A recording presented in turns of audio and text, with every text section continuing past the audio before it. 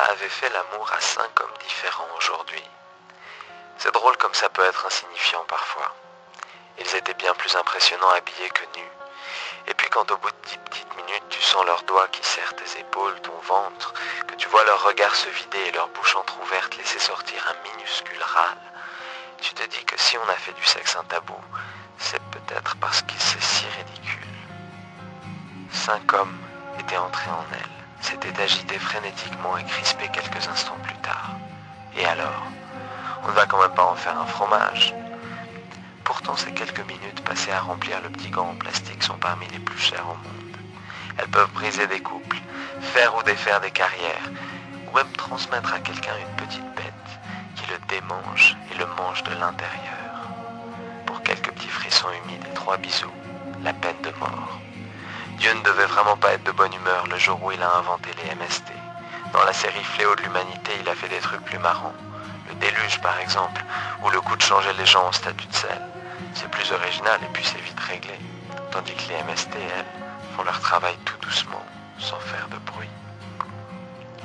Rita s'était douchée 2 fois après chaque type, mais elle sentait encore leur salive sur ses seins et la moiteur de leur passage. Et puis quelque part d'indéfini à l'intérieur, elle sentait comme une démangeaison inconfortable, comme les prémices de quelque chose de terrible que rien ne pourrait plus arrêter. Quand elle s'était laissée penser « et si je partais ?» Elle avait senti qu'il se passait quelque chose de grave, mais s'était dit « ce n'est qu'une pensée, ça ne peut pas faire grand-chose une pensée ». Quand elle était partie comme une voleuse, sans même embrasser son fils qui jouait dehors, sans laisser de mots à son mari, elle savait qu'elle brisait quelque chose, mais se disait « je pars juste me dégourdir les jambes, si ça se trouve je serai rentrée dans 1 heure ». Quand elle l'avait trompé la première fois, elle s'était dit « c'est juste une fois, c'est de sa faute, il n'avait qu'à venir me chercher ».